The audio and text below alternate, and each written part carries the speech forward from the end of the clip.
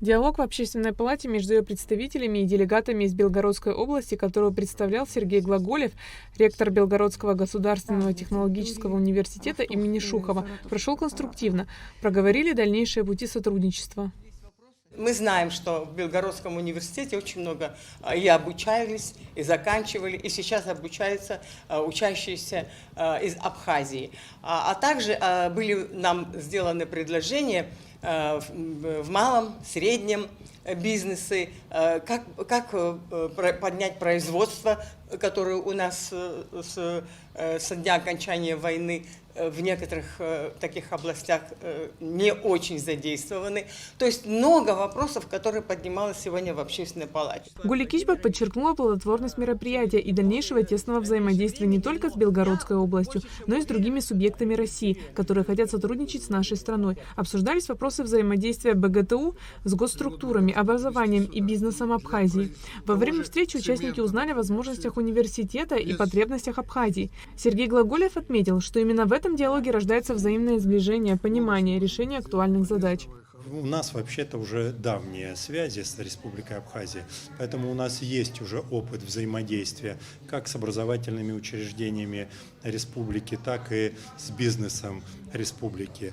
Но здесь открылись возможности еще взаимодействия прерванных с Государственным Абхазским университетом, и чувствуется, что потребность есть в возобновлении этих связей. Тот кадровый голод, который имеется в республике, его, конечно же, нужно утолять и искать возможность для того, чтобы выпускники получали высшее образование, среднепрофессиональное образование, и, что немаловажно, они возвращались обратно в Республику Абхазия для того, чтобы восстанавливать определенные области, для того, чтобы решать поставленные задачи. Александр Трошин, директор Института экономики и менеджмента, отметил, что вопросы, затронутые на мероприятии государство, бизнес, образование, не новые, а изучены давно.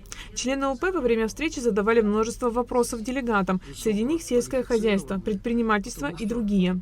Первое, к чему мы пришли, это малый и средний бизнес. Существует необходимость взаимодействия малого и среднего бизнеса с образовательными структурами.